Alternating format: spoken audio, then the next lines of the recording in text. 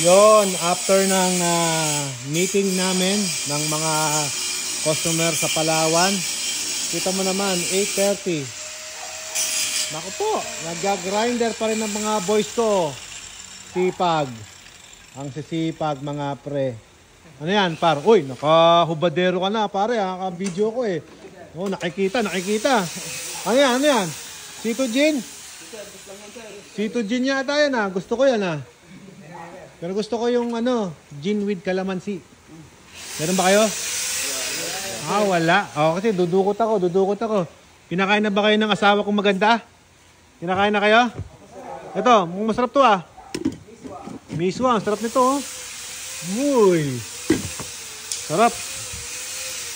Oh. Busog naman. Ayan guys, ready na yung package 9 doon oh. Ayun oh. Saan ba yan papunta? Saan papunta yung package na? Sandali, huwag ko muna mag-grinder. Bibidyo ko lang itong to. Saan ba ito? Ito na ba yung para sa ano? Caloocan. Ha? Caloocan. Palawan? Caloocan. Ay, Caloocan. Ito, taga Caloocan. Caloocan yan, guys. Ito na, ready na yan. At i-hydro test yan mamaya doon. Ito pa yung hydro testing natin. Napakadaming ginagawa. Dine. Ay, salamat sa inyong blessing. Ito, taga saan ta? Ordaneta, Pangasinan. Marami pa yan, no? Itong truck na to, may karga na to? Yes, sir. Very good. Laundry? Yes, sir. Ilan? 3 sets, sir. 3 sets. So, iba pa yung kahapon.